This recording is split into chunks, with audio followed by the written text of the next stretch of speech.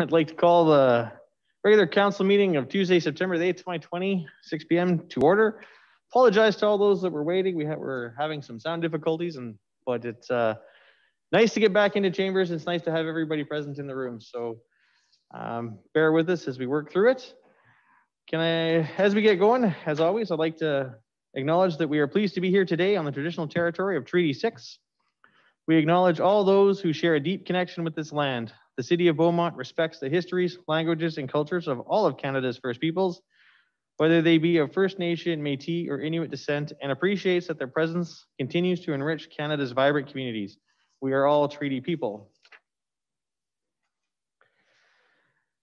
Administration, is there any changes to the agenda this evening? Ms. Winter? Thank you, Your Worship. We don't have any adjustments to the agenda this evening. Thank you. Can I get a member of council willing to move adoption of the agenda? Councillor Hendricks? So moved, Your Worship. Thank you. All those in favor? Hang on.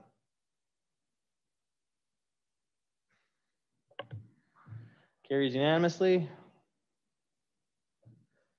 We have two items on the consent agenda tonight. I move that council consent to approve the following agenda items without debate. Item 5A, regular council meeting of August 25th, 2020 minutes. And item 5B, special council meeting of September 1st, 2020 meeting minutes. Discussion on the motion? Seeing none, all in favor? And that carries unanimously.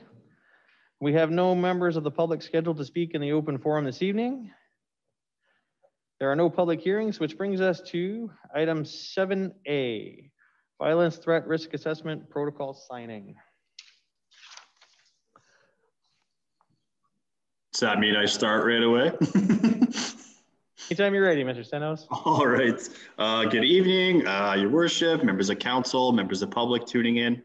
My name is Brody Stenhouse, Community Development Coordinator with Family Community Support Services with the City of Beaumont. We also have Diane Butler in attendance through Zoom from Black Gold Regional Schools. We are both on the Violence Threat Risk Assessment team for the Leduc and area region. And we are just hoping that we have a re-signing from Mayor and Council of that Violence Threat Risk Assessment protocol that was put forward last meeting.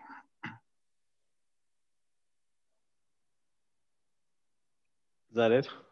Okay. As was mentioned, we did have a chance at the last meeting to, as council, to vote to, and the vote was unanimous, to sign this very important piece of, I don't want to say legislation, but that's not correct. Protocol to help keep our community safe. And so it gives me great pleasure right now. I have the document in front of me to sign on behalf of the City of Beaumont, Mayor and Council, and our administration. And so just love to the camera. We'll make sure this gets sent off to you. And thank you very much for being able to be part of the meeting this evening. You bet. Thank you. Thank you. We appreciate your support. Which brings us to item 7B. Mr. Joshua Arnold is going to make us a presentation about the bylaw. Ms. Winter, you're going to introduce?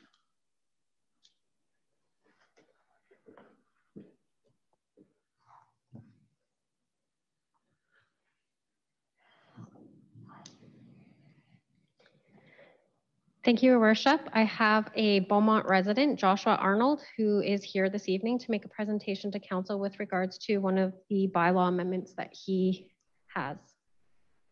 Go ahead, Mr. Arnold. Thank you. Good evening, Mayor Stewart and respected council members. I come before you today seeking amendments to bylaw 851.15 because I believe that portions of it are overreaching, inhumane, and unnecessarily cost-intensive for both the citizens of and the City of Beaumont itself. Please allow me to explain. We moved here 14 years ago, and in that time, I have always maintained outdoor cats. I believe in responsible pet ownership as it is outlined in the municipal enforcement section of the city's website. Our pets have always been neutered, vaccinated, tattooed, and tagged, including their names and my phone number. Being a responsible outdoor pet owner represents a significant investment over the course of their lifetimes to keep them and our community safe. We had not received a single complaint about our cats, and subsequently, I was unaware of the changes to bylaw until one of my neighbors started calling me last summer. This situation has escalated to a point where she has now repeatedly come to my home to harangue me in person, has trapped one of my cats, which the RCMP had to drive to the kennel, and I have been fined. She refused my offer to clean up the waste left on her property and has no evidence that it's our cats in particular that were causing trouble, but I believe singled me out precisely because I keep my phone number on their tags. In fact, I have 4 large planter boxes in my yard and have never seen my cats use them as a toilet. I'm concerned that the current bylaw emboldens unreasonable people and that she may do something vindictive if this situation is allowed to continue. I find myself in a morally and practically impossible situation. I cannot just make an outdoor cat an indoor cat because the law was changed, and frankly, I don't want to. I understand the spirit of the bylaw, but do not agree with having cats included in the definition of at-large animals. I think we can all agree that cats and dogs are very different creatures, and while a dog may be comfortable being walked on a leash for exercise, I've never met a cat who was. My animals thrive outdoors. They are favorites of the neighborhood children because of their extremely friendly demeanor, mouse voraciously, and get along with the other pets on our block, including at least 4 other outdoor cats. They are a vibrant, healthy, and loving part of our community. After making some calls and doing some research on the internet, I've discovered that there isn't another municipality in the greater Edmonton area that has as stringent a set of bylaws regarding cats as we do. Most may strongly recommend similar considerations. However, the off-leash cat provision in section 2.3 is unique to Beaumont alone. Although I could not find the previous bylaw, 602.04, to confirm its verbiage, my understanding is this portion of the new law, as of May 2015, was the responsibility of a member that is no longer sitting on council. Because they are not present to answer, and I was unable to find the minutes of the meetings involved in changing the bylaw, I would ask now, during this process, was any consideration given to the number of households that would become criminalized because they are expected to suddenly start keeping their cats inside? In an attempt to personally comply with the law, my normally well-tempered cats have started urinating outside their litter boxes, damaging property in the house, fighting with each other, leading to veterinary bills, crying incessantly, and have become lethargic, which has led to weight gain.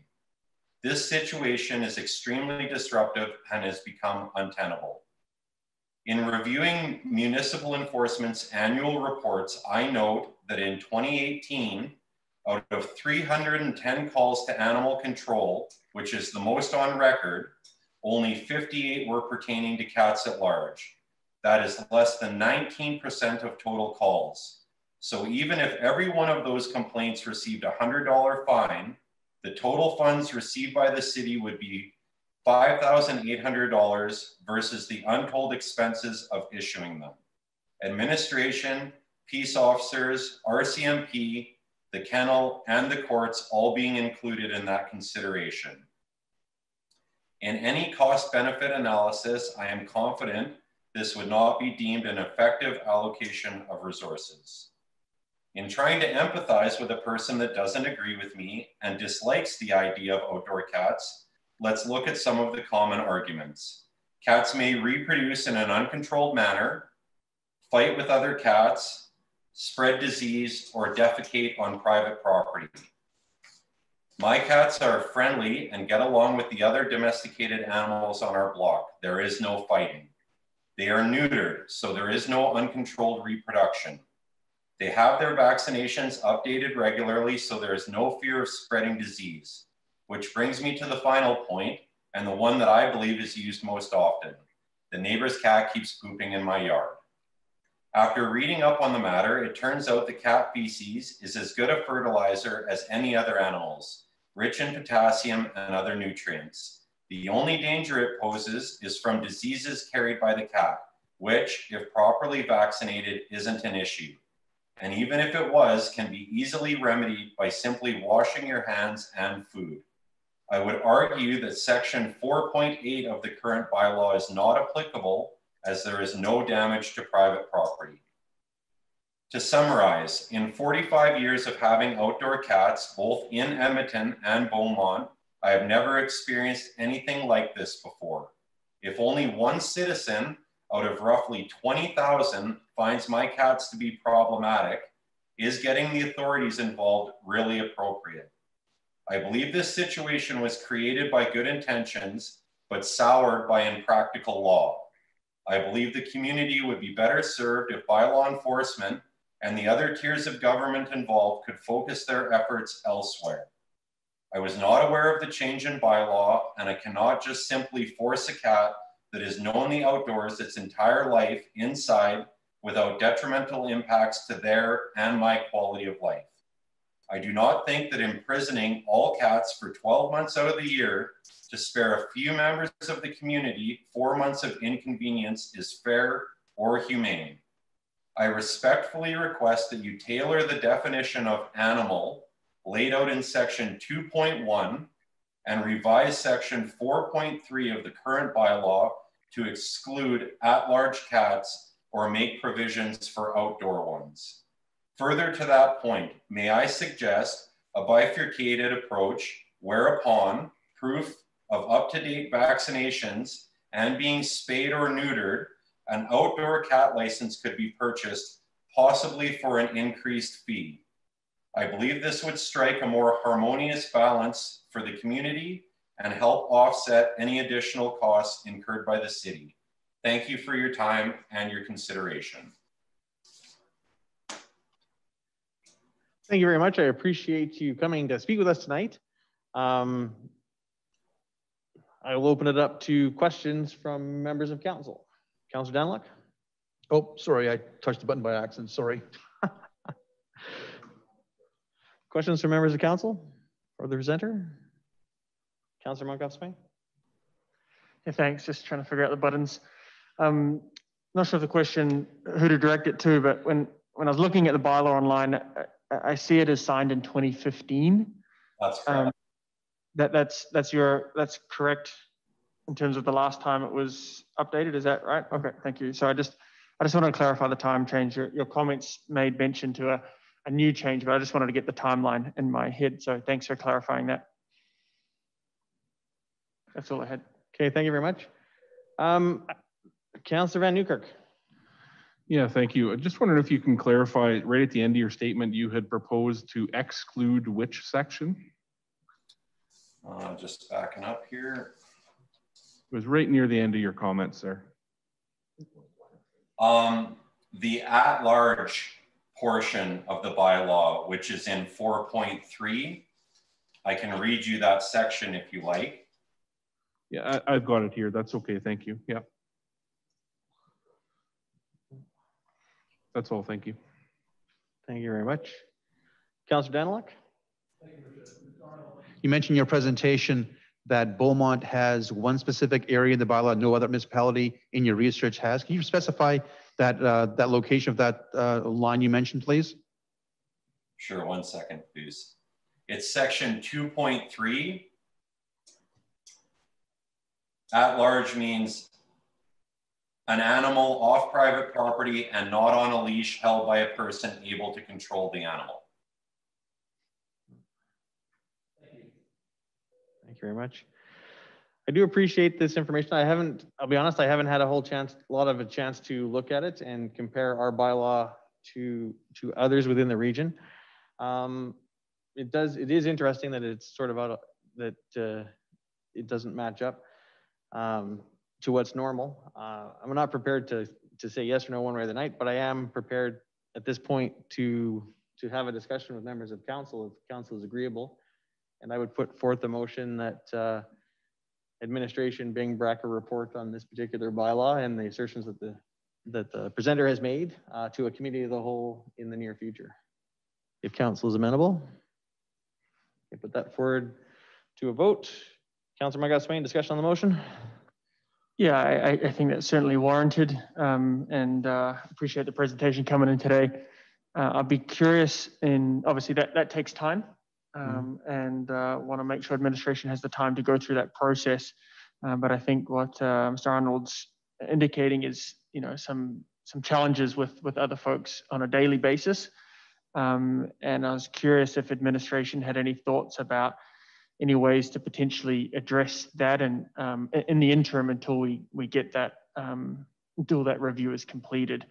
Maybe putting you on the spot a little bit here, but just curious on how we could potentially avoid the neighborly conflict here. Ms. Mohammed? Thank you, Your Worship, and through to Councillor Markup Swain. Hopefully we can look at committee of the whole for October. We're pretty full for September, first part of the question. Second part of the question, if it's a difficult topic because that's the bylaw that is in place. However, I would recommend if the neighbors are aggressive and overstepping where they shouldn't be, that a phone call be made to Bylaw or to the RCMP if it's a serious enough problem that's going on. Okay. Appreciate that. Did that answer your question, Councillor? Yeah. And as for your question on committee of the whole, yeah, I was thinking October, November, not September. Mr. Arnold, does that address your concerns with us this evening? Yes, it does. Thank you very much for your time. No, I appreciate it. And like I say, thank you very much for coming in and presenting to us tonight. And hopefully we'll have some more news for you as we move forward through this process. Thank you, Your Worship, and respected council members. I hope you have a great evening. Thanks. Oh, I got to call the vote. Sorry.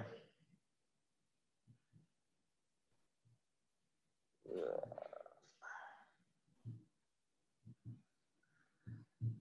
been a while since I've used this piece of equipment. All right, all those in favor? And that carries unanimously.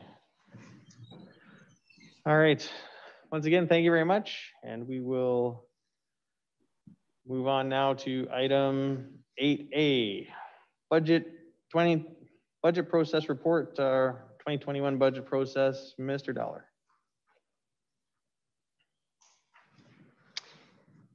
Thank you, Mr. Mayor. Just some brief opening comments, and then we'll open the floor for some discussion and questions. Before council this evening, administration provided a report outlining the draft process for the development, deliberation, and ultimate approval of the 2021 operating and capital budgets for the City of Beaumont. In attachment 1 of the report, members of council will find specific activities related to the budget process, along with suggested dates for when these activities are due or will be completed. At the highest level, the draft process can be distinguished between 2 phases. The first phase, described as administration's development and presentation of the proposed budget to council. It's during this phase, which actually would start today and last until the presentation of the proposed 2021 budget at the November 10th City Council meeting. Through this phase, administration is attempting to collect data on priorities for the City of Beaumont from various sources and gaining multiple perspectives on what those priorities are. Specifically, there's 2 actions in this phase that council should be aware of. The first being a survey tool available to members of the public through the city's website, where citizens are able to identify their service priorities for the upcoming year. A second part of this phase is a survey as well, directed more towards members of council to, again, collect your thoughts on the priorities for 2021 and beyond. The draft schedule has proposed the 2021 budget being publicly released on October 29th, with administration providing council a high-level presentation of the budget on November the 10th. The second phase of the process deals with council's deliberation and approval of the budget. This phase would begin on November 11th and is scheduled to be completed on December the 8th with the approval of the 2021 operating and capital budgets. Second phase allows for some opportunities for council to collect any additional information necessary to discuss and debate the proposed budget. This would include a period of time set aside for members of council to pose written questions to administration, who will then provide a written response. Administration has also proposed that members of the public have an opportunity to voice their thoughts on the budget directly to council at the November 24th regular council meeting. This would then lead to 3 days set aside for council deliberation of the budget. These days would allow members of council to table motions to amend the budget, which would then be discussed, debated, and voted on. Once all the tabled motions have been voted on, administration would have some time to incorporate any approved amendments and come back on December the 8th with the amended budget ready for council's final approval. Similar to prior years, part of the public release of the budget, administration will be preparing a document that contains the actual budget itself. The document will provide the proposed budget numbers, as well as some non-financial information, such as service levels, business drivers, and the intended results or outcomes for 2021. It is administration's intention that this document assist council in developing an enhanced understanding of the budget and what changes administration is proposing for 2021. That concludes my opening comments, and would be happy to answer any questions that council may have at this time. Thank you very much, Mr. Stellar. I appreciate it. It's a really comprehensive report and outlines some significant steps towards the budget process. I do know that council in the past has wanted to have a, call it the guidance meeting, and I don't see that in here. Basically, that's just a meeting where council, this would be the topic of discussion where council would provide administration its thoughts on things like what the proposed tax increases and things like that, give you a little bit to work with. And looking at attachment 1, and I'll open it up to further comment from council. After the public engagement of October the 2nd and the strategic survey for us on the 15th, I'm thinking probably October the 6th would be a good time to have that meeting, because then we could compile that data and have a quick review of it with council, and then we could move forward. I know that was a very productive discussion last December, which led to lots of good things happening in our community. I was wondering if it's possible to add that in without too much trouble, pending comments from council. Yeah, I don't see any challenge in having that added into the process. If it's council's will, then we can certainly include that. Okay, and depending on comments from council, I'll make that motion when I see what my colleagues are thinking. Questions from members of council? Councillor Van Newkirk. Come on. It's only allowing me to have 2 mics live. There we go. You bet. Thank you. Thank you, Your Worship. Through Your Worship to administration. I was happy to see the ability for the direct public input on the budget on the 24th. I think that's something that we've heard loud and clear in the last couple of budget sections. So thank you for that. I echo the mayor's comments around the guidance meeting out front. And the one question I have specifically is if administration could speak to the communication plan that would be developed for this project. We're making some significant changes to the process from last year and the year before, and we are doing it for all the right reasons based upon feedback that we've got from residents and you know, a new set of eyes in Mr. Dollar being here. So just wondering if administration could give us a little bit of an overview of how a communication plan will be developed and how residents will know when and where they can take part in the budget. Thank you. Who from admin? Thank you, Your Worship. Through you to Councillor Van Newkirk. Communications has been working very closely with finance on the development of this rollout, and we do have a corresponding communications plan so that we will be giving residents plenty of opportunities to participate through notifications in social media, as well as the local newspaper and other opportunities as well. We do really want we're actually quite excited about the process that we're working on that will enable people to use an online tool to provide their input. And we really are proud of it and we want to show it off. So we're looking forward to telling people about it. Thank you very much, Councillor. Really good. Thank you. Councillor Munkoff Swain, followed by Councillors Daniluk, Barnhart, and Stout. Hang on. This is going to be. Thank you, Your Worship. Yeah, just up front, great report, great document. Was looking forward to seeing this. Let me throw my 2 cents and absolutely agree with that chance for us to sit down and just kind of hammer out our initial thoughts, or agree with that meeting. I'll say that off the top. Just curious in administration's thoughts just around the timing for this. As you know, administration, takes a look at data throughout. They look at all the service request trackers. They look at all the information that's come in. But from time to time, some councillors have some crazy ideas, including myself. And I'm curious if we have these discussions in October and we start, hey, we'd be interested in these type of projects. Is that enough time for you to adequately budget those out at a high level in order to be able to have that discussion as part of the budget process?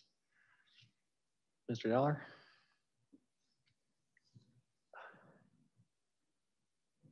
Yeah, I think there certainly still is enough time to piece together some of those high-level numbers and estimates.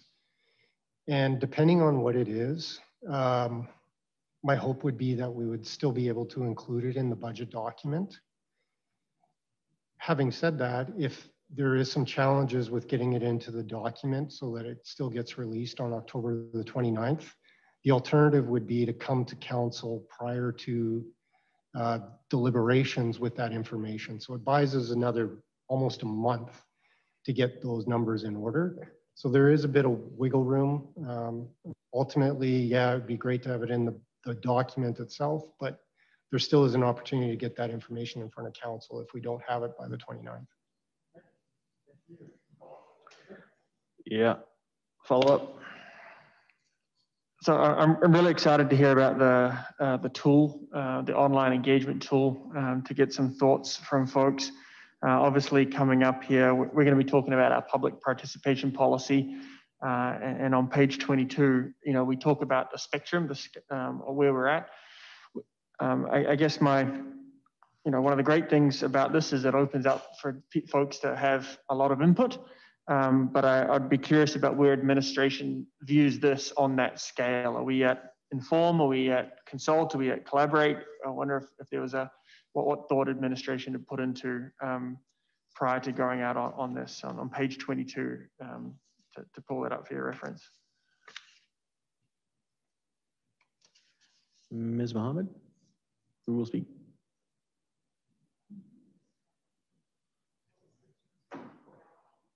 Mr. Deller? I can ask the question again if.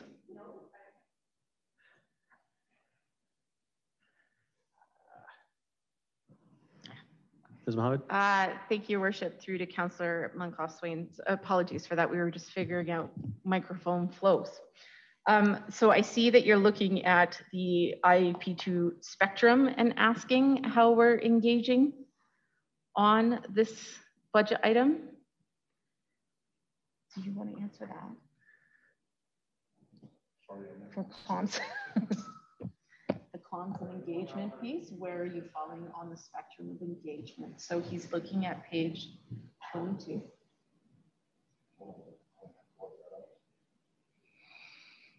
I'm going to say. All right, members of the public watching, please bear with us. We're suffering technical difficulties. Yeah, I can't get your mic on though.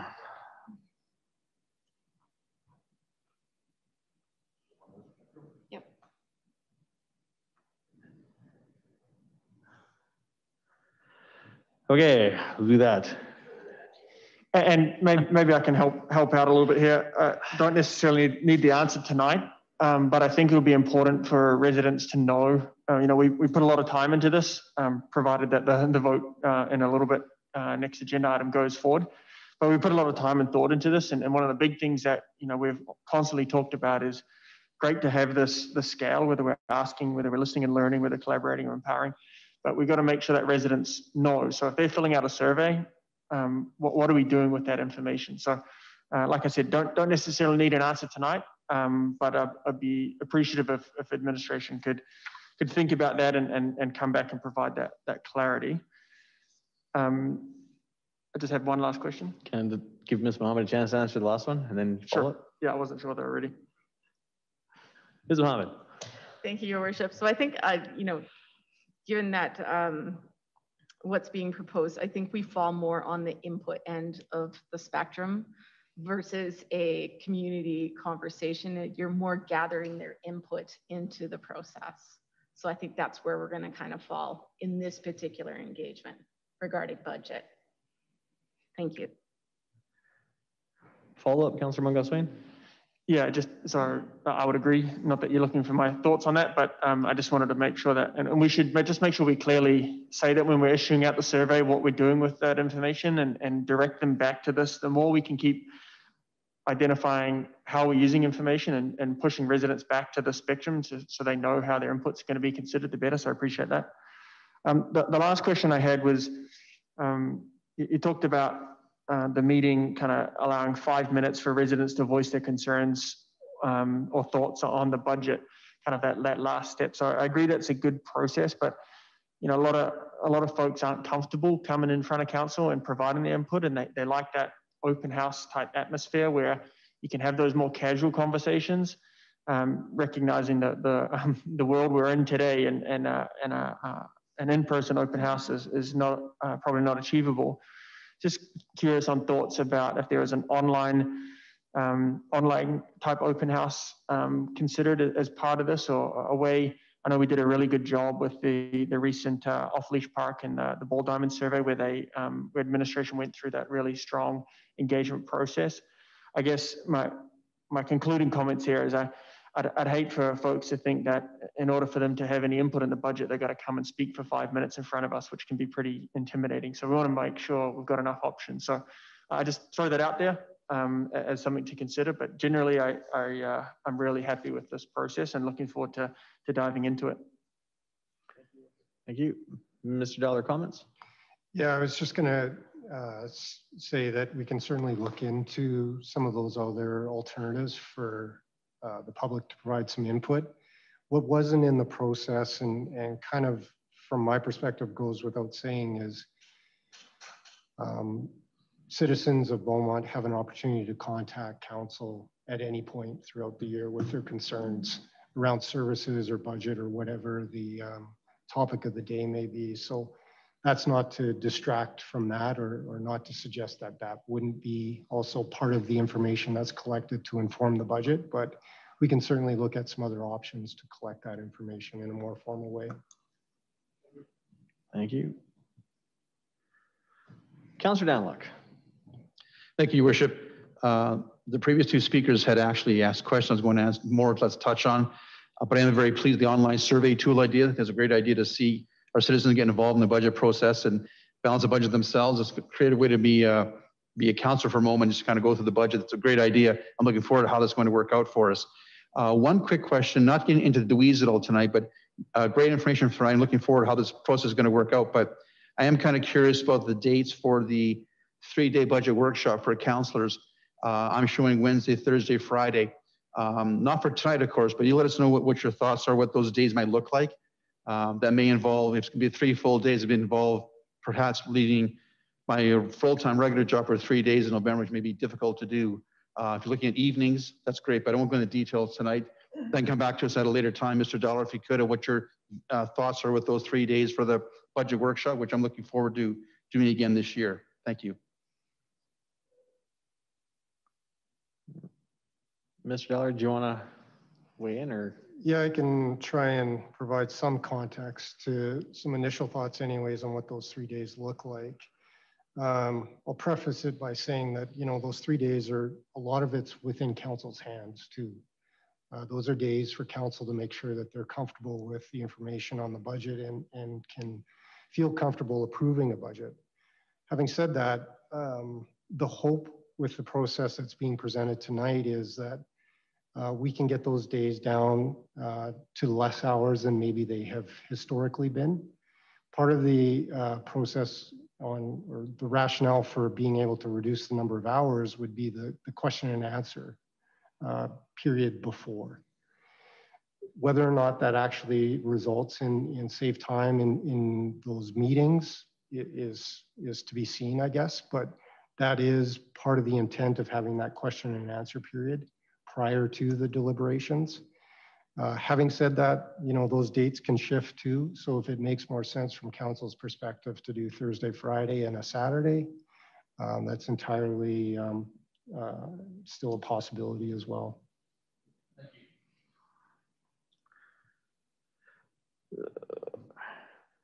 Councilor Barnhart. Thank you, Mayor.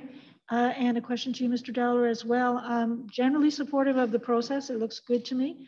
I was particularly happy to see the councillor questions being received in writing and those responses coming back. Could you justify for me, though, why we need that range of dates for the questions? Because I have an opinion on that. I'll give you that first, and then you can think about where I'm going here. Is that in the past, I've seen questions kind of dribble in, and kind of by the end of the week, you've got so many, and you're trying to read them and the answers from all of the councillors before the time you're going to need those, which here looks like it's going to be, could be a question comes in on the 17th and you need to have it read by the 18th. So I'm just wondering if a hard date might be better in terms of managing our ability to read and think about those answers rather than a range. But perhaps you have a reason I haven't thought of why you need a week for each of those. Thank you. Mr. Dowler? So in terms of the dates around that, those particular activities, number one, the one thought is being respectful of council's time in terms of having the time to look at the budget and formulate some questions. So the submission of the questions from council anytime between the 11th of November to the 17th. The hard date on the question would be the 17th. Now, when I say the hard date, the only reason why I say the hard date on the 17th is anything council submitted after the 17th, administration wouldn't necessarily be able to get back a response by the 24th. So if council submitted a question, we do our, if council submitted a question on the 18th of November, let's say, we would still do our best to get it back to council by the 24th, but we wouldn't commit to having it back to council in a written response by the 24th. So the hard date on the questions being submitted to the administration is the 17th. The hard date for administration to provide a response is the 24th. Follow up? Yeah.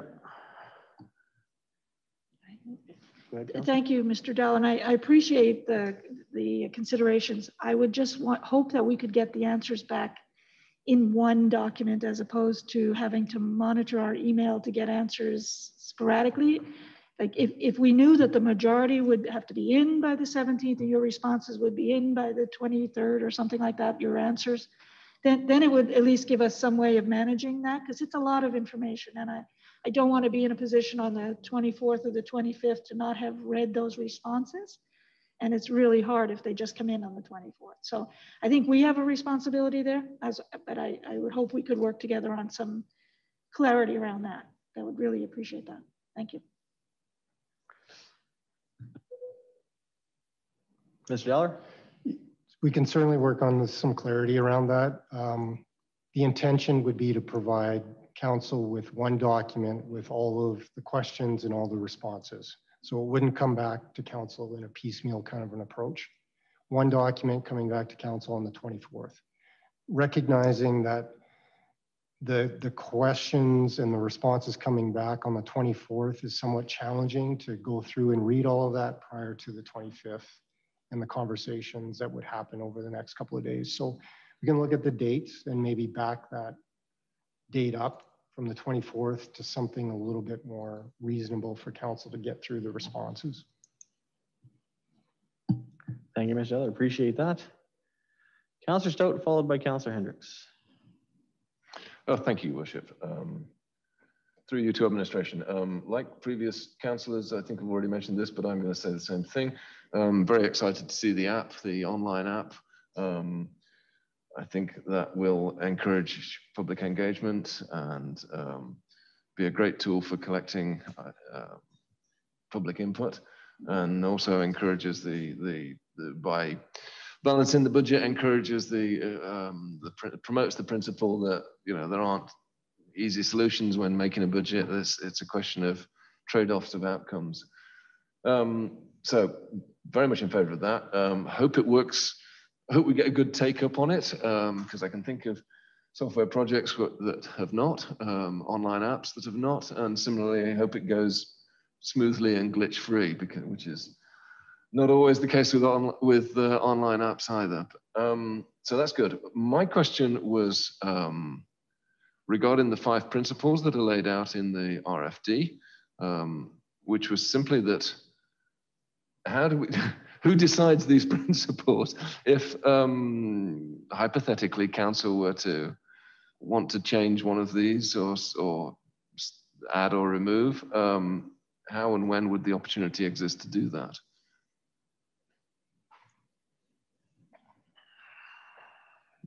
Mr. Deller?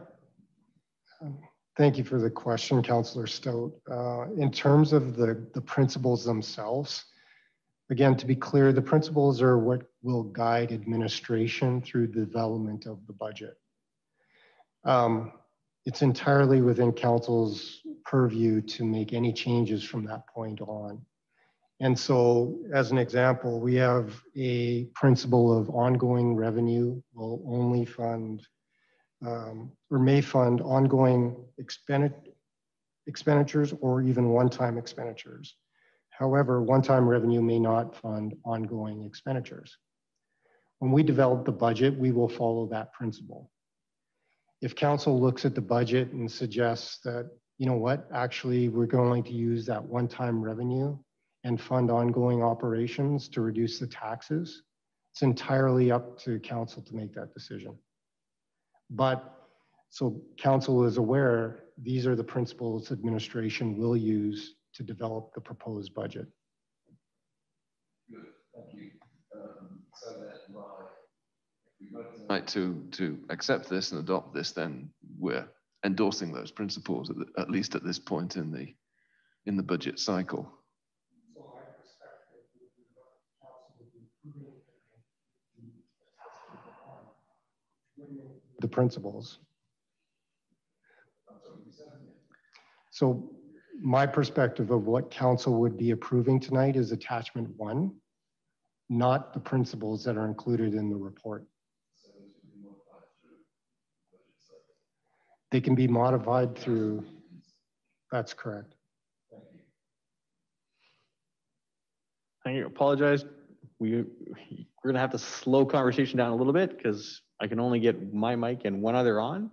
So if your mic's not blinking, you're not on the air. So and I will try to do it as fast as possible. Councillor Hendricks.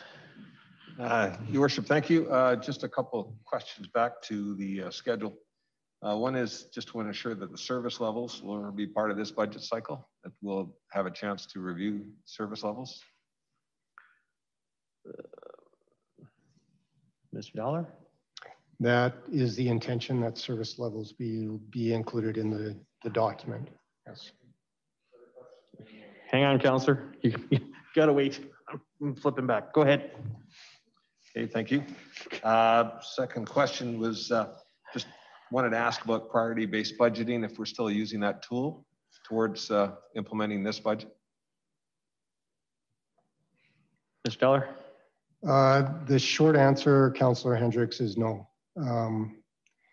There just hasn't been the time to actually delve into the tool itself. Having said that, we will be utilizing the tool as we go forward.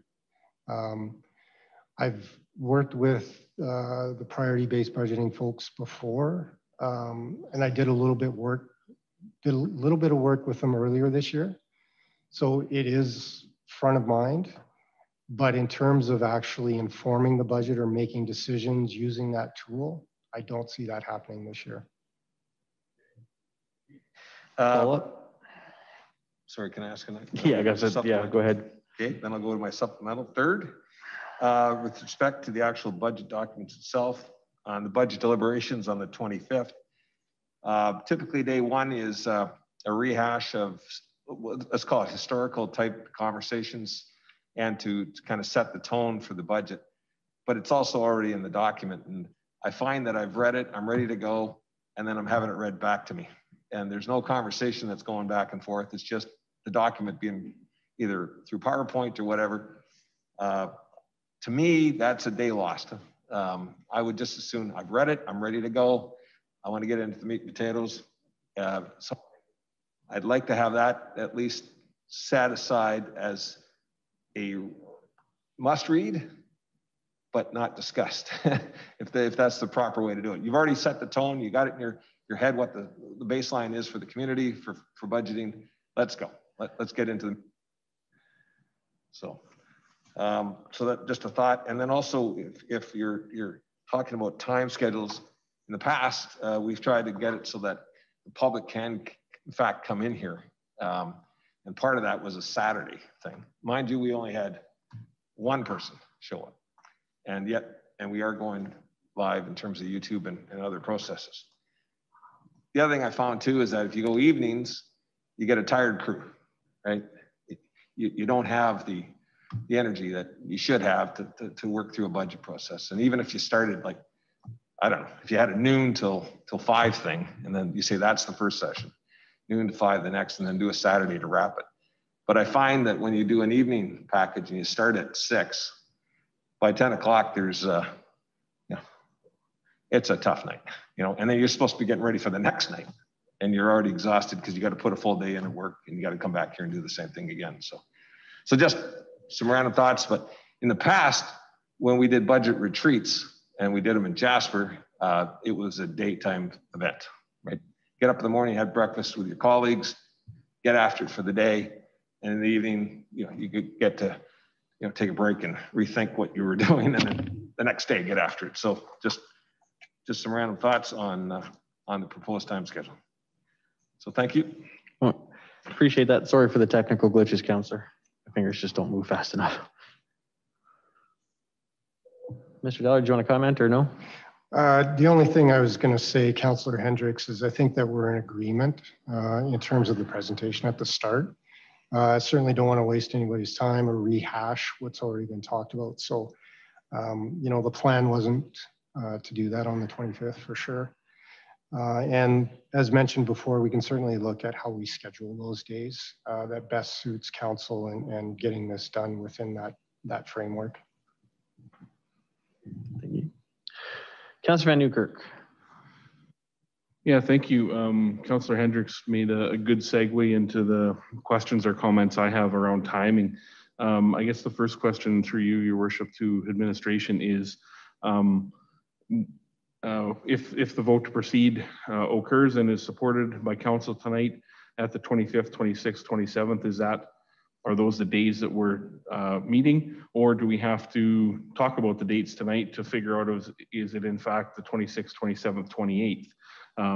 Just looking for the level of detail that administration is looking for tonight in their ask of council, and then supplemental after that. Thank you. Mr. Dollar?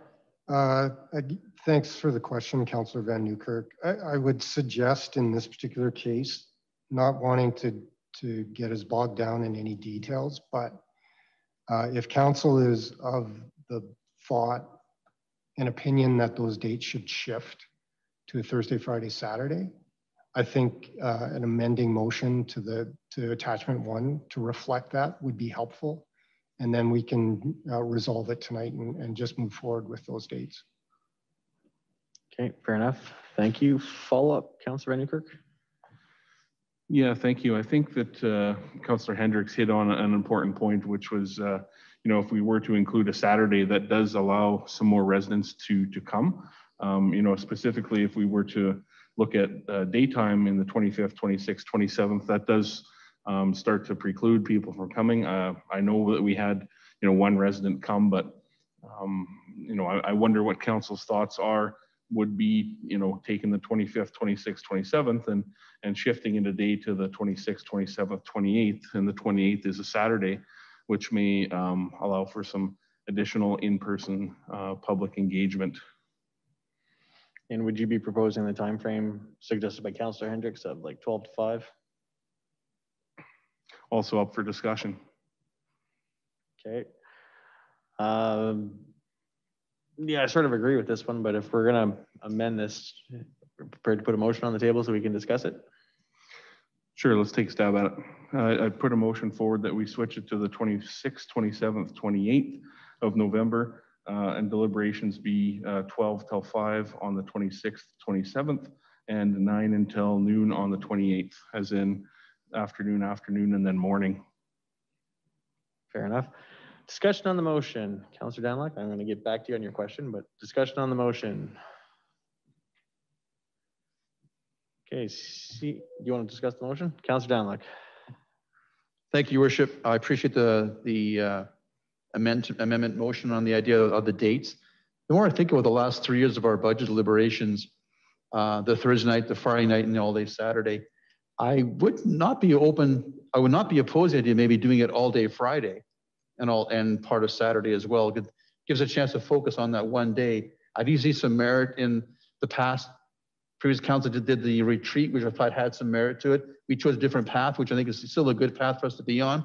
But looking back on it, I wouldn't mind having just all day Friday as councillors to spend the whole day together and work on the budget, and go into Saturday to finish off the budget and allow people from the public to come in either day, of course.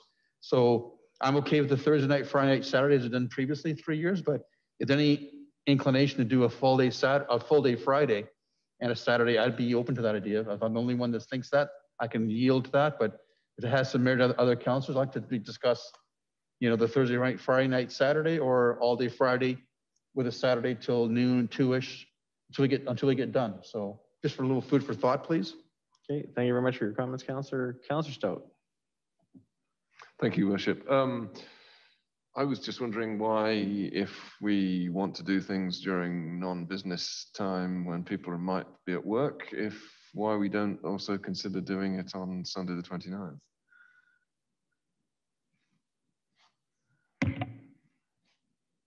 That's totally an option.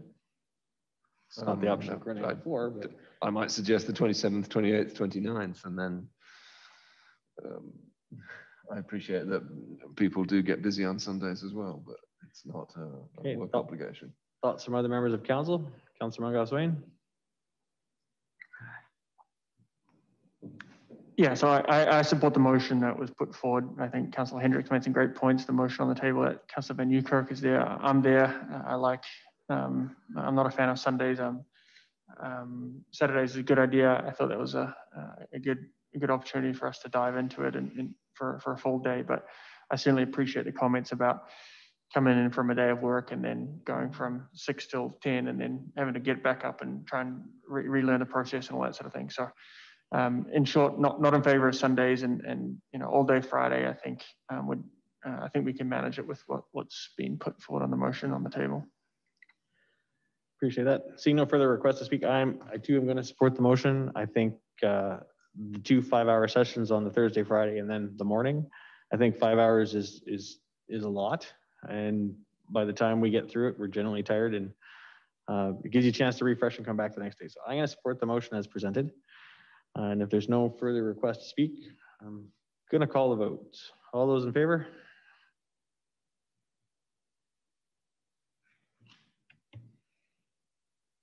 And that carries unanimously to amend attachment 1, dates to November 26, 27, 28, times as stated. All right, Councillor Danlock, coming back, you had another further question? Yes, thank you, Your Worship.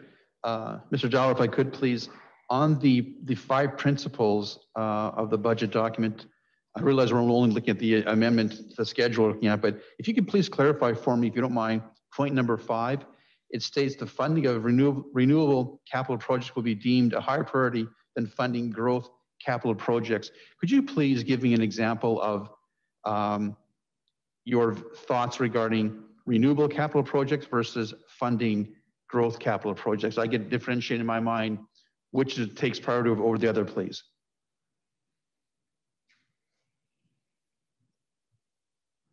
Mr. Dollar? Thank you for the question, Councillor Danilek. Just in terms of that principle number 5 and the difference between renewal and growth, using a current example, if I think about Ken Nickel roof repair, that's a renewal project. From an administrative standpoint, that would be deemed a higher priority than building another outdoor rink. We need to take care of our existing assets first and foremost before we start adding to the inventory. Much clarifies it for me. Thank you. No worries. It's yeah. So seeing no further questions on the above, I am going to make an amending motion to attachment 1 that we add the week of on October 6th, the week of October 6th, a committee of the whole for budget guidance from council. Discussion on the motion. Seeing none, all in favor? That carries unanimously. And I will now move that council adopt the 2021 budget process schedule and attachment 1 as amended. Discussion on the motion. All in favor? And that carries unanimously. Thank you very much, Mr. Dowler. Thank you very much to members of council. It's a great discussion. Brings us to brings us to a quick 5-minute break.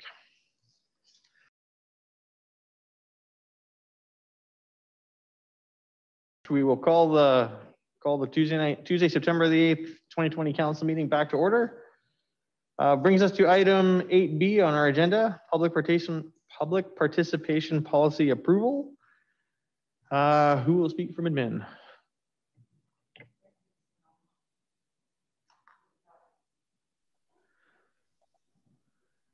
Ms. Sangster? Yes, good evening, Your Worship and members of council. I'd like to start this item with a short overview of administration's review of the public participation policy.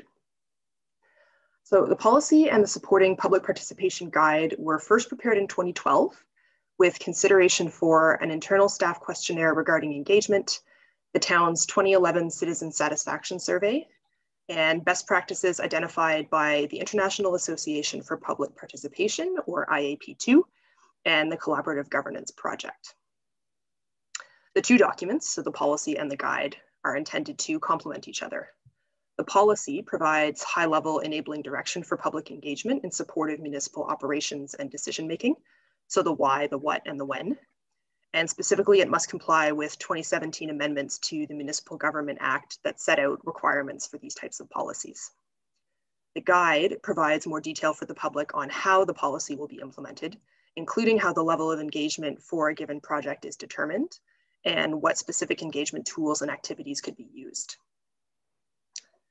The guide was updated in 2015, and both were ratified in 2018 in response to the 2017 Municipal Government Act amendments.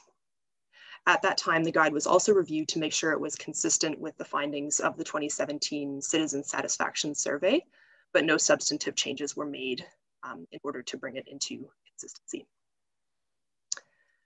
The policy and the guide were last brought to Committee of the Whole in March 2019 to present new changes proposed by administration, including adding 2 new guiding principles, making a minor adjustment to the presentation of the roles and responsibilities list, and redesigning the guide to reflect the city's updated branding. At that time, the Committee of the Whole directed administration to continue to review the policy and bring it back to a future meeting. And so the revised policy was presented to Committee of the Whole on August 18th, 2020, and is now ready for City Council's approval. So I'll just go through a quick list of specific changes between the current policy and this proposal, as outlined at Committee of the Whole. These include adding the shared responsibility and commitment and evaluation and continual improvement principles as proposed in 2019, combining the general public and stakeholders into one municipal stakeholders heading under roles and responsibilities, This is to reduce duplication and recognize that the public are stakeholders. Removing specific position titles under administration's role, recognizing that these can change, but administration's overall responsibilities don't.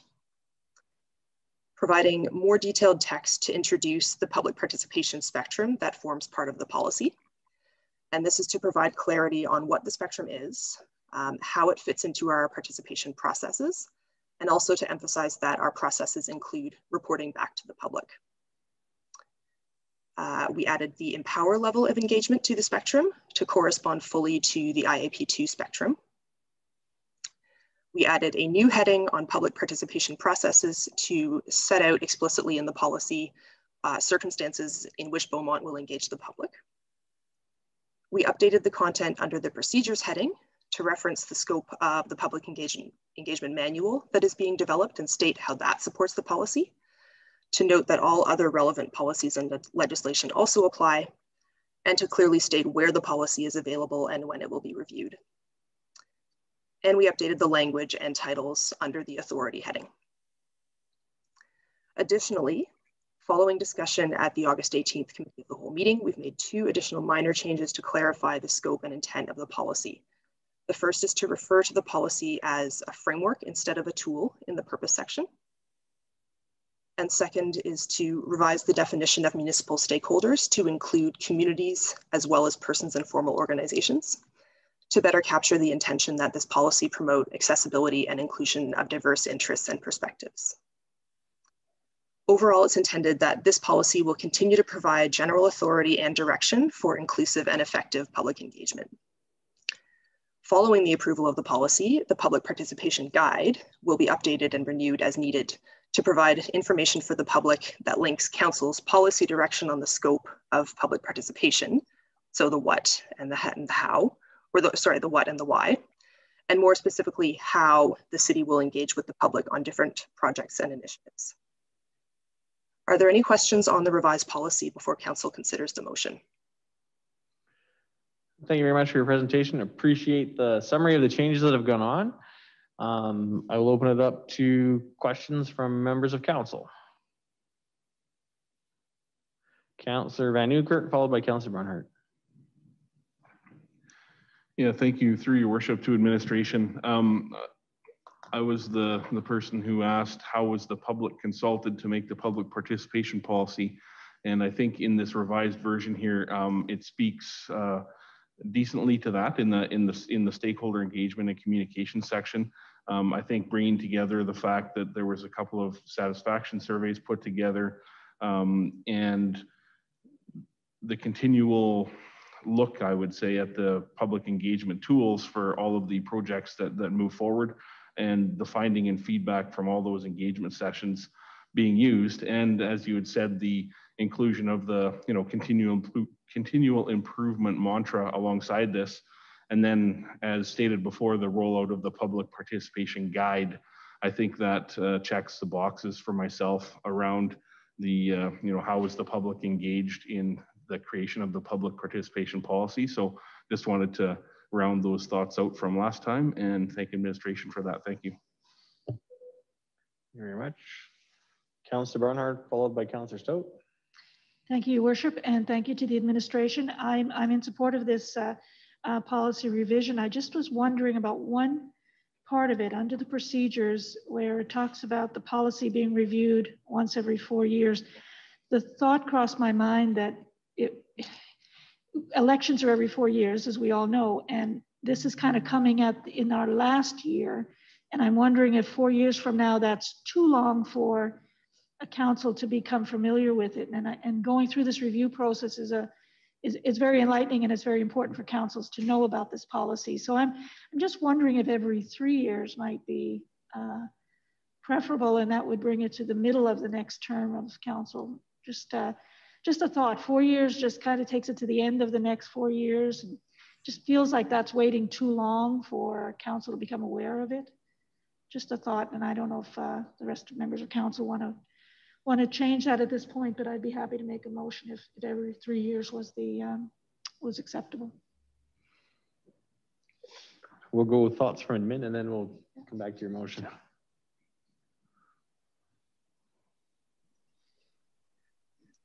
Through your worship to Councillor Barnhart, sorry, I was just taking a moment there to double check before I answer, but I do believe, and I'm happy to confirm this in just a moment, that the 4-year review requirement is the minimum that's required by the regulation. I'm happy to take just a moment and confirm that. Sorry, it can't be any, it has to be 4 years? Is that what you're saying? I can double check the wording and let you know about that. Okay, we'll come back to that then. Yep. Councillor Stout. Thank you, Worship.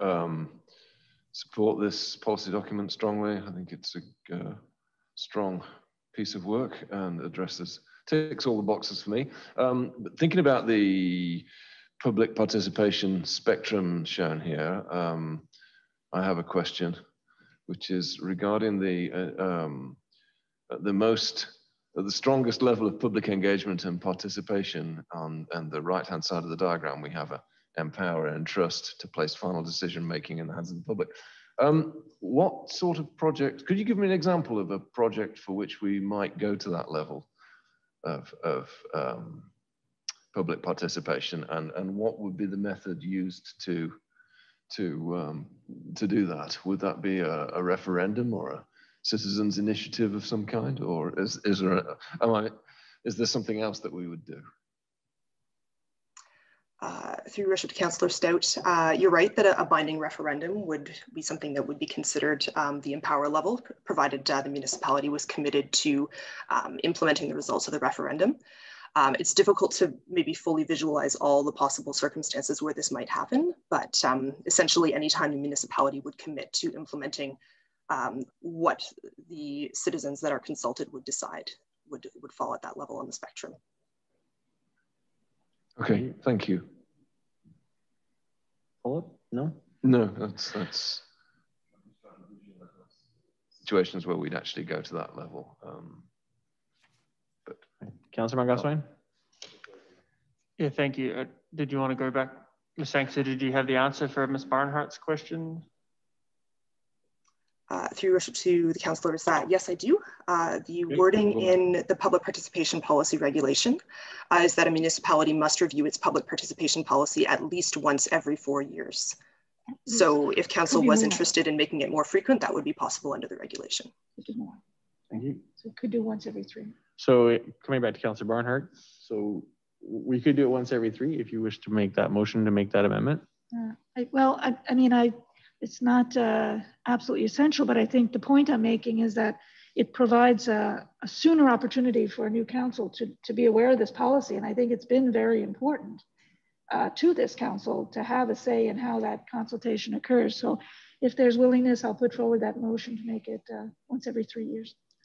Yeah, or could go to review it within the next 2 and then every 4 years following, because that gives the following succeeding councils. I could live with that as well, as long as it gets in the middle of the term, not at the end of the term. That was my intent. So.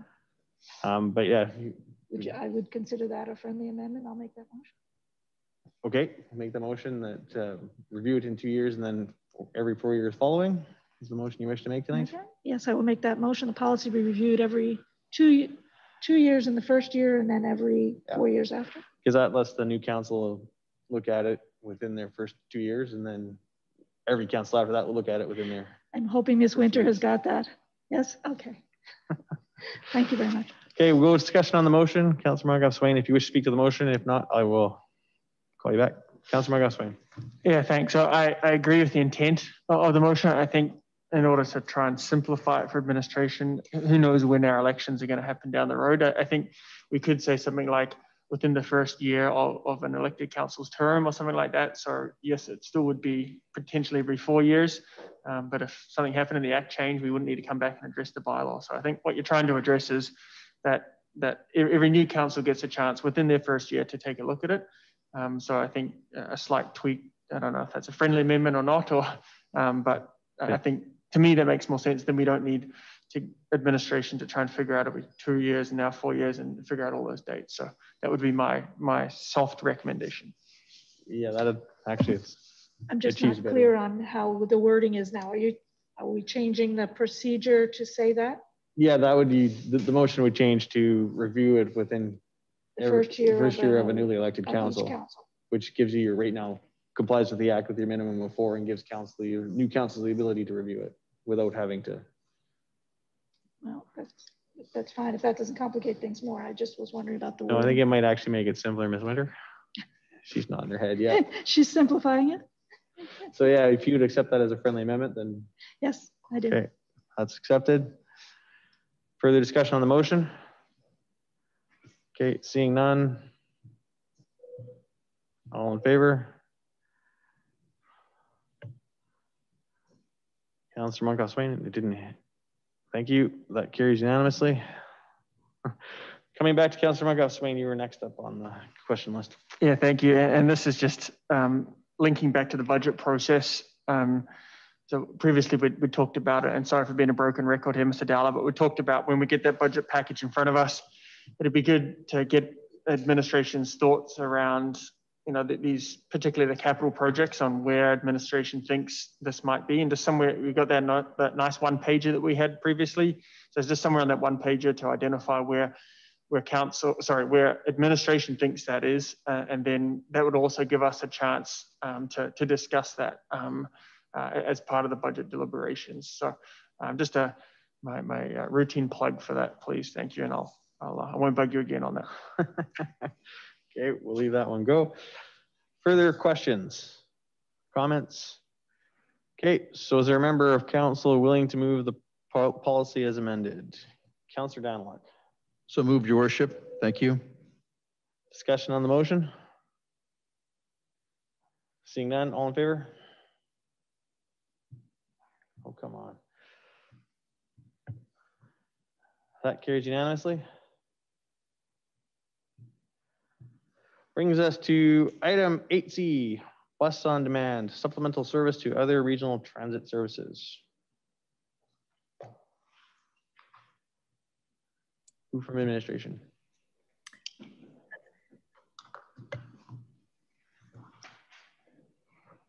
Sorry, Council. Good evening, Your Worship, Council, and members of public. My name is Jennifer Bosa-Hudak, and I'm the Director of Operations for Beaumont.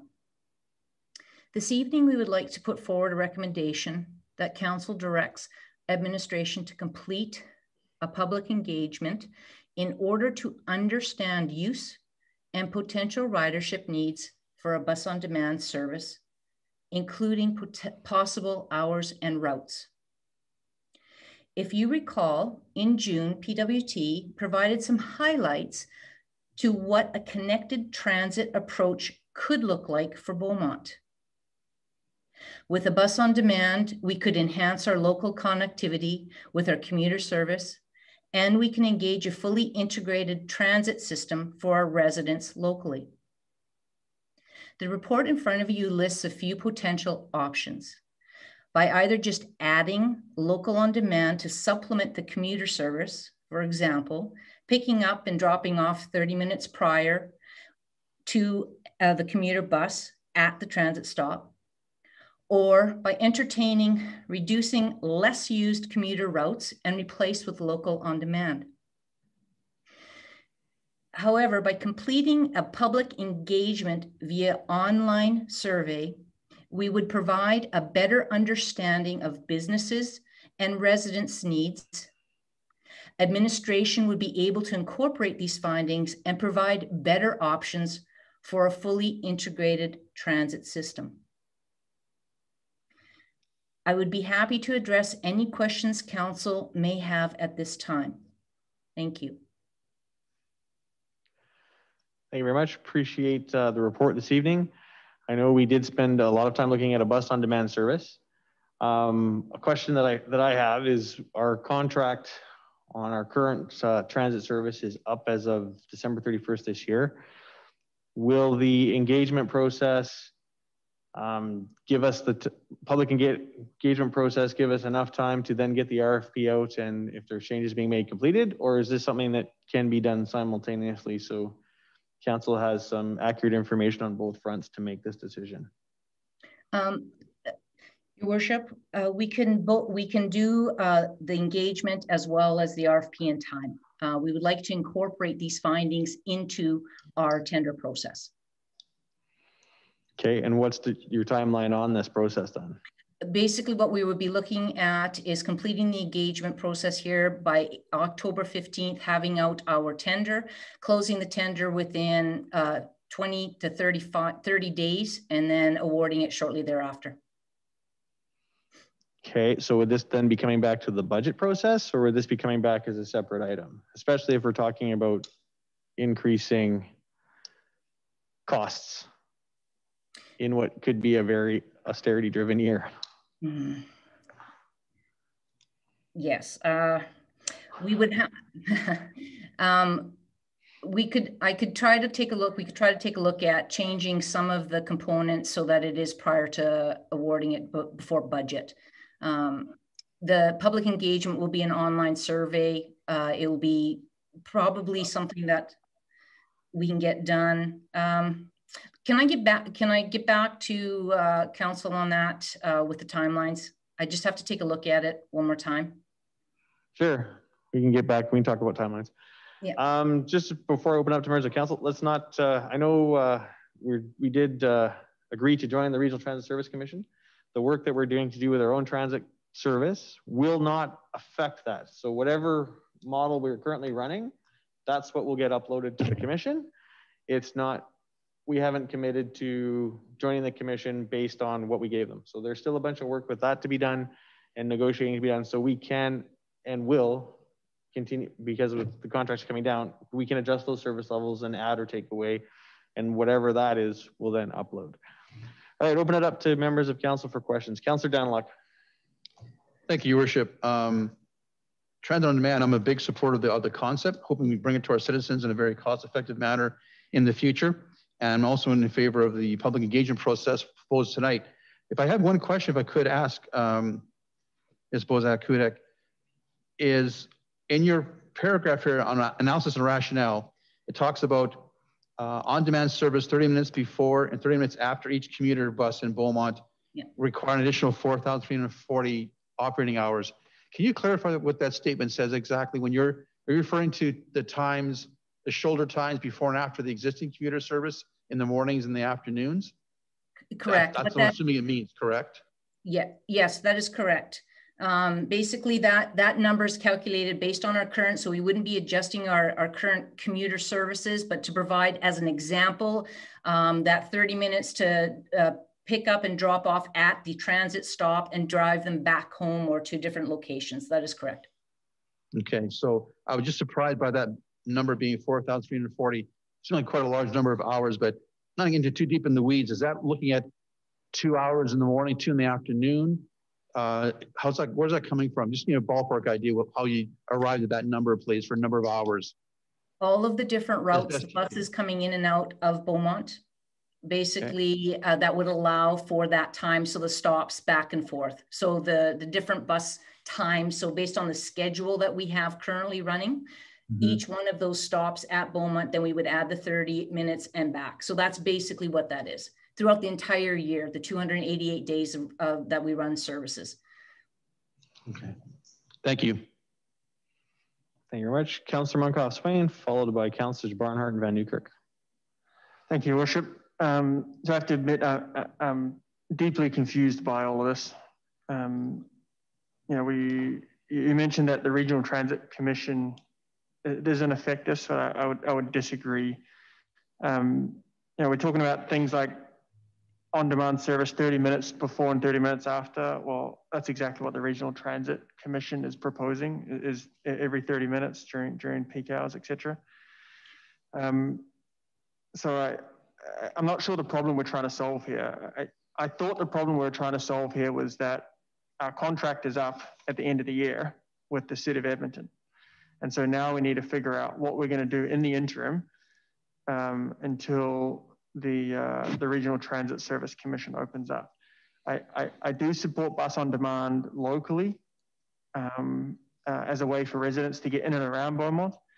But if there are things that we want Beaumont to look at in terms of route planning and additional routes, etc., outside of Beaumont, that's exactly what the Regional Transit Commission is for. And there will be extensive public engagement on that next year once that commission is stood up.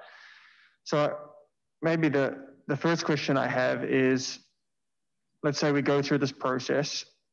What are we looking to? Are we looking for just a 1-year contract to get us through to 2022 when the Regional Transit Commission is stood up? Yeah, that's the first question, I guess. Thank you.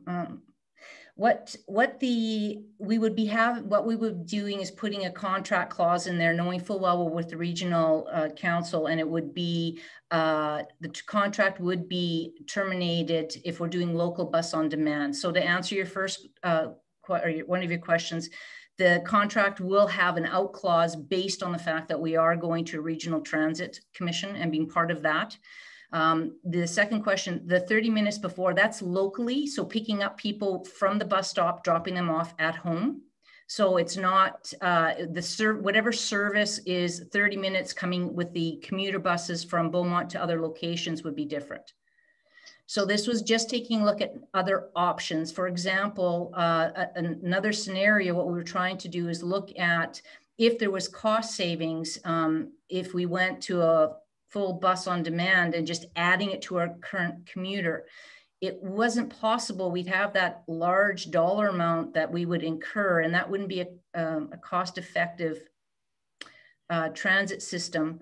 So what we were trying to do is find out what are some options. We could provide things like seniors traveling once a day throughout Beaumont to go grocery or medical, having a local route to our businesses, doing a ring road kind of circle to getting residents back and forth. Those are the kinds of local on-demand services we're looking at to find out from the public engagement process. Okay, so that I understand your answer, but that kind of goes against contradicts what's in the report. It says further discussion on reducing some of the current peak commuter routes to and from Edmonton.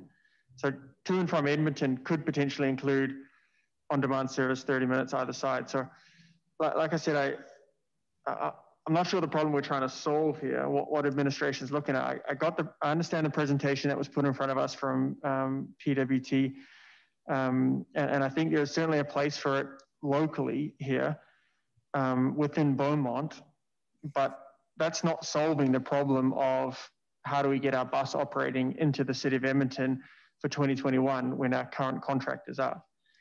So are we trying to do two things here? Are we trying to solve the 2021 problem as well as the local on-demand problem with one foul swoop, with one RFP? Correct. I guess, should we be splitting that up? No, we were looking at trying to do it at the same time. Because if we have, example, if we have right now with our current system, we're set on routes. Our current vendor isn't able to provide us with the bus on demand. If we have an RFP that goes out and we have vendors that have a bus on demand system, they may be able to utilize the commuter service to help find savings so that we can support a bus on demand until we become fully entrenched with the commission. Okay, sorry, yeah, follow up, go ahead, because I got a question now too. So I think, right now the city of Edmonton has a contract that we're working with. From what I understood, the way the RFP would be worded then would penalize them and anyone else who doesn't do an on-demand service from competing in the RFP.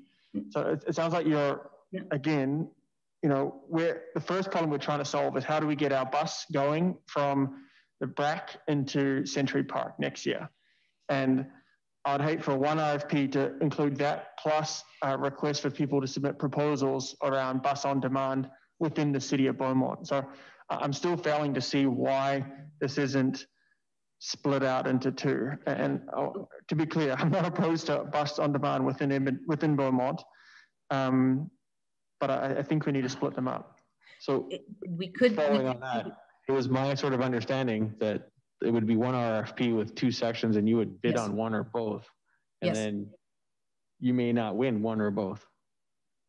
Okay, so technically it's split, but it's all in one document. So it's two RFPs. One RFP with two sections. Yes, correct. Okay. That seems strange to me. Why would I get we're trying to cut down administrative time? I don't know why we wouldn't just. They're two completely separate services that we're asking for, and I'm sure PWT could bid on both if they wanted to, but the City of Edmonton, they would only be able to bid on one. So, and I hate to hang this up here around this point, but I'm struggling to see why we're trying to jam two problems or solutions into one RFP when I think that they're separate. So I guess my point is I don't think I support the decision, the recommendation in front of us based on that. I do have one other question, if that's okay, off topic. Yep, go ahead. So you talked about the tender, and I'll kind of an awkward question to ask, but so the tender going out on the 15th, I would hope that there would be consideration for potential bidders who are supportive of the Regional Transit Services Commission as part of that process. There are some areas who did not support the process, but have indicated a willingness to provide services sub-regionally, which makes me very nervous, and I don't agree with that process. So while I'm not trying to, I guess I'm trying to understand how we can place value on a potential bidder who is supportive of the Regional Transit Commission as opposed to someone who may not be.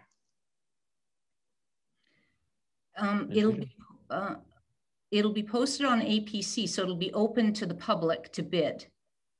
So I'm not sure if there would be any unfavorable approach there. Okay, so I'm kind of missing that. Yeah, I'm not sure if I'm allowed to ask the question I actually want to ask. Oh, okay. So, yeah, can we pause for a second? I want to make sure that I'm within my bounds, and from a contract law perspective, I'm not overreaching here. Yeah. I don't know how you do that, but I was gonna say I don't know how you do it either within public tendering guidelines. But Councillor Van Newkirk, you want to weigh in on this? Yeah, you bet. Thank you. Let me just take a little bit of a stab at backing up to the beginning and then coming towards the end of this process here. And I might suggest a different timeline for the whole thing, actually. Right back to the recommendation at the front end, it says the council direct administration to complete a public engagement process in order to understand commuter use and potential ridership needs for a new bus on demand service, including possible hours and routes. So I guess my first comments are around the fact that I actually thought a bus on demand wasn't about routes. I actually thought that a bus on demand was a transactional piece that commanded a bus from point A to point B based upon a map-based app. That's what we had heard, that it wasn't based on routes. So that kind of confused me. The second portion of the second question that I have is that there's some numbers referred to in here, but there are other communities who are doing this service right now. And we could and should look to them for cost per transaction, cost per ride, cost per kilometer. You know, those kinds of indicators should be pretty strong to help Beaumont understand what the cost feasibility could be for this in the future. So that would be my second comment, I guess, to the section, to the piece here. And the question that I'll end with here is, I wonder if the cost of this service to Beaumont should not be included as part of budget deliberations, as in the process that Ms. Bozo-Hudak is explaining that administration would award this contract. Based on what I'm seeing now, there would be some engagement process. It would go to tender and be awarded. And personally, I'd like to understand what the total cost of that whole contract is going to be to Beaumont. And I'd like to see that compared to some of the others that do it. So I guess what I would suggest is that the cost of this service be brought to budget for deliberation. I don't know what the appetite on council for that is, or what others' thoughts are, but just I think that gives us cause to pause going into a budget cycle. I don't know that I feel comfortable approving this when I don't know what it's going to cost. Okay, I like where you're going, because I got to be honest, I had sort of assumed that it would come back to budget because we were going to increase and change the service level, possibly.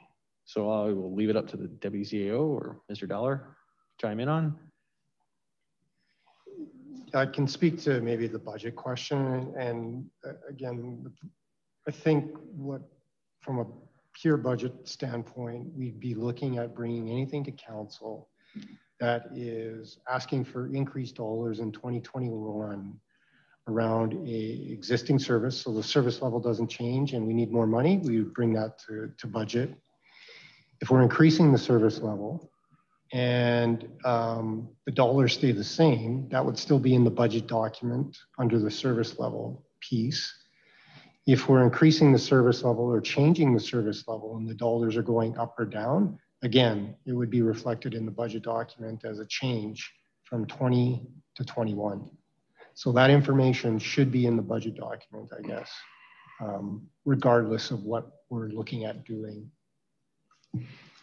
And I'm going to quick follow up. So so council will have the opportunity to, during the budget process, to approve or disapprove the additional increase or decrease in the service level and the opposing funds, because that contract's got to come due here end of the year. Sorry. Just in terms of timing, the timing is a little bit awkward with the end of the contract, the budget process itself, the RFP. So the hope would be that you could frame the RFP enough to get the information that you need back based on the public engagement in terms of the hours and the service levels that you're looking for. Before you actually finalize that though, the decision would be put in front of council as part of the budget to either say, yeah, this looks good, or no, this is not the direction we want to go. So it comes down to timing, which we'd have to work through in terms of how it relates to the RFP and the budget process. Thank you.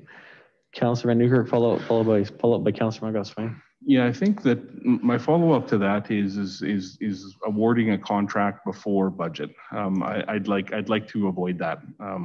I think we need to understand what the needs are based on the engagement survey, and from that, if we could put some costs together and bring that back to budget for a conversation, I think that would be a more amicable way to go. And why? There are going to be strong communication requirements required on this engagement process. Transportation, bus service has been a very hot button issue on the community. Currently, our service is paused and not rolling at all. I don't know when in the foreseeable future. My crystal ball is a little bit dusty as to when something like that is going to come back to life. I'd like the fact that we're proactively talking about the bus on demand, and I understand why we need to with December 31 coming with the end of the current contract, but ours are parked anyways right now. So I think that the communication piece needs to be very strong, very pointed, and it needs to really explain what this is and what this isn't, so that folks understand what they are actually providing their opinion on.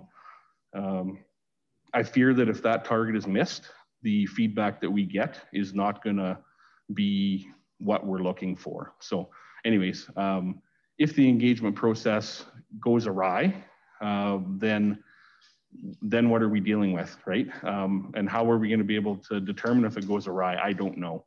But I have concerns around how the outcome from the engagement process may translate directly into a contract that is awarded before a budget deliberation in this chamber. So I'll pause there, Mayor. Thank you.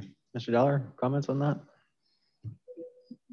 Certainly agree with the comments. And I think the first step of the process is to do the engagement piece and see where we're at with the public and what service they are looking for from a transit perspective. Again, I come back to the timing then on the RFP, the budget process, and it's tight for sure. Worst case scenario is we wouldn't have the information for budget in November, could do the RFP based on the feedback on the public engagement and come forward to council prior to setting the tax mill rate in the new year with any possible adjustment that would be required in the budget for the updated service levels. That's worst case scenario. I think as administration, we probably need to go back and look at the timing of how all of this can be sequenced, when we can do the public engagement, get that feedback back to then inform an RFP that we can use and hopefully get into the budget process for council to make the ultimate decision on. Good, Brown. Councilor Markup, read follow-up? Brief? Sorry, I was gonna say read, but I meant follow-up. Good luck. Redirect. So I have to say, I'm pretty frustrated by this whole process. You know, I've been asking about the end of this contract for many months about what we're doing as it relates to this. And here we are on the September 8th, and we're trying to make decisions up against a time crunch here. We've had plenty of time to talk about this. But I'll go back to my original point where I think we need to split this out. I think we need to look at an RFP to continue the service that we have today to get us into the city of Edmonton whenever that opens up, and go through that process. And then that gives us more time to go through a budget. It gives us time to go through a proper engagement process. But I'll also reflect that the Regional Transit Commission is also going to be going through an engagement process next year. And we're going to confuse the hell out of everyone. And we're asking, you know, questions about where internally to Beaumont, but then externally as well. And then you're going to have the Regional Transit Commission come on top of that. I just think we're too late in the game to try to figure out. There's nothing that's stopping a potential bus on demand company from bidding in the RFP to continue that service for 2021. That's the first thing we've got to solve. The second thing is, what do we want to do on bus on demand? That's a great conversation to have, but I think we need to line that up with the RTSC, the Regional Transit Commission, and line up that engagement so that we're not confusing residents, because I think, as Councillor Van Nieuwkerk pointed out, it's an important discussion item for us. Yeah, I think the way that this is framed is we're asking a bigger question about transit in Beaumont going forward, and I don't think we're going to be able to squeeze that in the timeline. So I'll go back to my original point about splitting this up, having an RFP to get us through 2021, to continue the existing service that we have getting in there, and then going through the engagement process, taking our time, working alongside the Regional Transit Commission, and then going to RFP on what based on what the engagement process says. So thank you. Do I hear a motion? Yeah, so I guess I'll put a motion on the floor that council direct administration to complete an RFP process to continue the transit system into the city of Edmonton. And then I guess an additional motion on top of that. Okay, well, we'll deal with the first motion. Discussion on the motion. Councillor Barnhart. Sorry, but just as a point of order, what's in front of us is around the engagement process. And when I look at I have the same sentiment, Councillor Markup-Swain. It's not that I don't agree with what you're saying, but I just wonder if the second option there, that engagement not be conducted at this time period, is what we need for this report. Because I don't know that I can go to where you're going yet about giving Edmonton, continuing the service as we have it without more information. So just not to muddy the waters, I support not going ahead with the engagement. My point was going to be that we're raising expectations needlessly at this point because we haven't made up our own minds where we're going, and just doing a survey or any kind of public engagement, we know brings out all kinds of opinions, pro and con. And without us being sure ourselves what the questions are, I don't think it makes much sense. The timing is awful. So I would go with option number 2 and then deal with the other issue of the RFP, we need more information before we make that decision. That's just how I feel at this point. Councillor Margolis-Swain. Yeah, thank you, Councillor Barnhart, for saving me there. I'm happy to withdraw my motion. I support that direction. What I would want to make sure, though, is that we don't, no one here is saying that, I think anyway, no one's saying that we don't want bus on demand. So I don't want administration to lose sight of this. Also, administration is fully aware of December 31st date. So I'm pretty sure there's going to be, you're aware that we need to do an RFP process of some sort. So I agree with going with response option number 2 there. That we don't conduct the engagement time, but I'd just be curious to make sure that we don't lose this, because no one's saying we don't want to do this. We just gotta do a measured approach to it. So, okay. So response option number 2 is that engagement not be conducted this time, and council direct administration to add bus on demand to the commuter service request for proposals. So I'm not entirely sure that I would add bus on demand to the RFP without some type of nod to the public. Councillor Van Newkirk. Yeah, thank you. I think we have to creatively craft a motion here, Mayor, and or amend the motion. Mm-hmm. And what I'm hearing is I haven't heard any support for what was put in front of us to complete the public engagement process in order to understand ridership. I haven't heard support for that. I've heard some conversation around support for an RFP that extends our current service from January 1st to into 2021 or for 2021 to provide the continuity in a contract.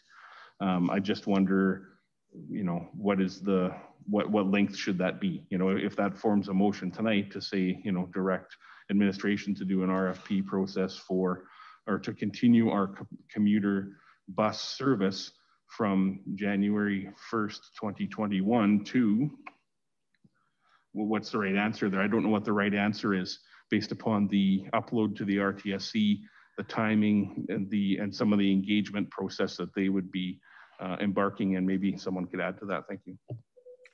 Well, I do tend to agree with you, Councillor, but I hesitate to think that we would not take the opportunity to have a look at that commuter service and the way it's operating and the ridership numbers on it, and perhaps adjust it or find an alternative delivery service level based on that, rather than just blanket, just go get an RFP to do exactly what we've been doing. I mean, I think we would be remiss if we didn't have a look at that commuter service as well as part of budget, is to see what service level we actually want to put in. Ms. Mohammed. Thank you, Your Worship. I think it might help if the recommendation is actually clarified. The engagement process is to understand commuter use. That's not to say whether it should exist or not. It's to understand, do the existing commuters require different hours? Are there better routes, more efficient routes that they could be using? So that in an understanding of that before we go out to an RFP again for the commuter service. So you have a better idea of what you're asking for when you go out. And then the second part of that recommendation was the potential ridership needs for bus on demand service. So one kind of goes hand in hand with the other. If you start tinkering with timeframes and routes of your commuter service, that impacts your bus on demand and where your bus on demand meets up with it and what that looks like. So that's kind of why that was packaged together, recognizing that administration is well aware of the sensitivity of transportation in this community and what that looks like. So it was a greater understanding of this. And I just wanted to clarify Ms. Bodo-Hudak's comment about the RFP itself. When you put forward an RFP with 2 options in it, it's a matter of just streamlining it, right? So you can bid on one or you can bid on both. And then it gives us the flexibility to look at different options in terms of pairing up different services together rather than separating them out. And one other item I think that I would raise, which could be a possibility, I don't know 100% at this point, but if we found ourselves in a real tight pinch in terms of timelines, I don't think there would be anything to stop us from sending the City of Edmonton a request to extend that contract if we needed to. So we're not necessarily bound by that timeline for December 31st or whatever that date is. So if we needed to, we could ask for an extension if we needed a little bit more time to consider what we want to do in this situation. Thank you. Fair enough. Follow up, Councillor Mungo-Swain. Yeah, I'll try to simplify that, my comments here, but I'll just quickly address Mr. Mohammed's piece there about public engagement. You talk about, asking Beaumont what residents want. Again, that's what the RTSC is planning to do next year. So for me, I think we just follow through 3 steps here. 1, that we vote that engagement not be conducted at this time. 2, that we direct administration to carry out the RFP to continue the community service for 2021. And then 3, direct administration to engage into a public engagement process that aligns with the RTSC in 2021 to understand community use and potential ridership needs. That's how I think logically in my mind anyway, how we can get through this. Otherwise, we just pull this back and we bring it to a committee of the whole, because I don't think anyone has really had the time or the thought process to consider. We're talking about massive changes potentially to our transit system, and we're trying to create things on the fly here, which no one likes to do. And yeah, we had one presentation come and talk to us about it, but yeah, if we're not prepared to go with those options, then I think we just pull this back and just go to committee of the whole and just just hash this out properly would be my suggestion, because I'd be more in favor of pulling her back to committee of the whole and having this conversation in depth than try to solve this tonight, because I'm not on your page. So I'd rather have a conversation and let's get on the same page. Yeah, agreed. But recognizing that September is a very long agenda. Well, it might be a special committee of the whole. Potentially, yeah. I just, what was initially put in front of us, I always thought it was just a simple discussion. We need to figure out a solution until the RSTSC is stood up. And we're overcomplicating this. So. And can we check into an extension on that contract should it become necessary?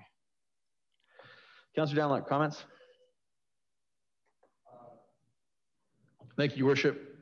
The more I think this through here, I think delaying it to a committee of the whole as soon as possible to have a more in-depth discussion with the option makes sense to me. I do think also the suggestion of extending the request for extending the contract for 1 year, existing services, and then transit is worth pursuing at this point as well too. Thank you. Councillor Hendricks. Now, I would just add if we could have admin provide councillors and mayor with the previous, let's call it the transit study that was done, that initiated the whole process of what we currently have, because it's supposed to be done in phases. Phase 1 is what you currently see. There was a phase 2 to that process. It'd be nice to have that circulated also. Fair enough. I'm going to make the motion that we refer this to committee of the whole. Myself, the deputy mayor, and Ms. Werner will figure out a time. Discussion on the motion. All in favor? And that carries unanimously. So we will move this to an in-depth discussion in committee of the whole. Thank you very much for all your time and discussion on this matter. It was good discussion.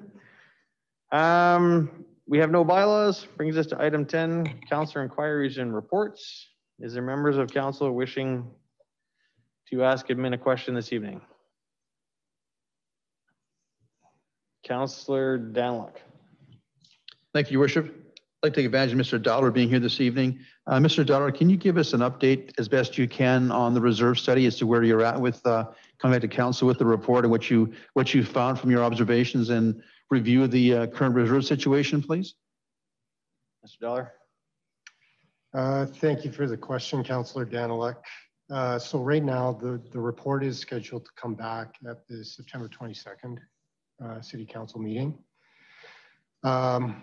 Just in general, some things have changed specifically on the maintenance our assets side of the equation. We've had a few failures recently in our buildings. And so that there's a little bit more caution now, I would say, than previously when I was in front of council with some initial observations and discussion on the reserves. So come September 22nd, you might see some different outcomes or recommendations in that reserve report than was previously maybe inferred. Okay, I look forward to seeing you on the 22nd of September. Thank you very much. Councillor Monkoff-Swain, followed by Councillors Barnhart and Van Newkirk. Thank you, Your Worship. Question for administration. So earlier tonight, we had a presentation from a resident and the title was, 7B bylaw amendment presentation. Recognizing that, administration did everything they could to try and find out exactly what the presentation was about, but I found it difficult not knowing what it was about. And as the presenter was speaking, I was having to look up the bylaw quickly and trying to read it as well as listen to the presenter. So I'm wondering what we could potentially do to make administration's job easier to compel residents to provide not necessarily a full detailed presentation, but at least some sort of topic if they're coming to present to us, to give us some sort of background so that we can kind of read up on it, for lack of better terms. So maybe I'll direct that at Ms. Winter. What can we do to make sure that council is a bit more prepared for these registered presentations? Ms. Winter. Thank you, Your Worship. Through you to Councillor Monkoff-Swain and Council. Yes, definitely, I can assure you, Legislative Services tries to do the best that we can to try and get the topics prior to coming in front of Council. Within your meeting procedures bylaw, we could definitely look at amending it to put further restrictions in trying to have topics that come forward for registered presentations.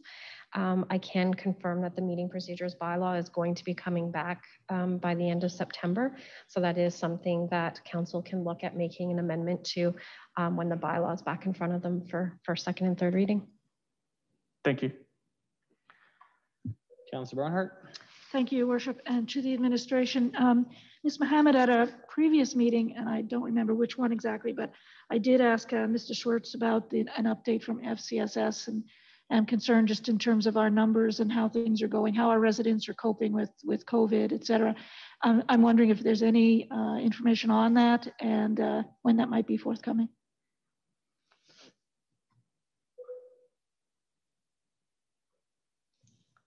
Ms. Mahad. Thank you, Your Worship, and through to Councillor Barnhart. Just spoke to FCSS today, actually. So they are still indicating that calls for mental health have picked up, and they feel that if there was an increase in COVID cases in Beaumont in the schools, that they might have some more. A lot of the children in Beaumont have had quite a bit of anxiety about returning to school. So hopefully that drops now that they're back in school. So we'll see how that goes. Previously, FCSS was only open by appointment only, but now they have opened their doors so folks can walk in there.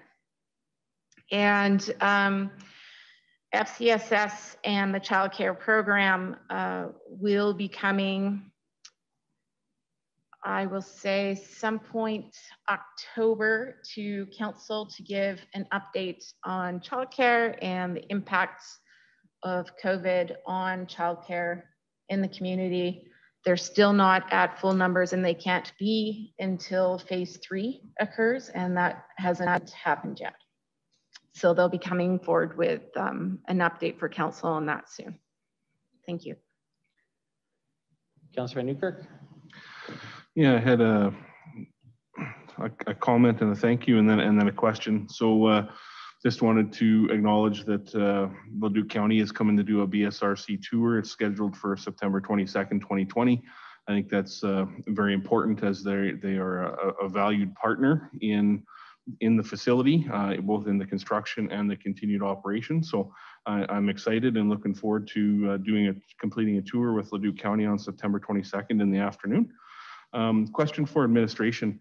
I'm just wondering if you could provide an update on the status of our SRO program in Beaumont in this school year and assure residents that it is not in the same boat as Edmonton, where they have actually discontinued the school resource officer program in their schools, decision made by Edmonton Public School Board.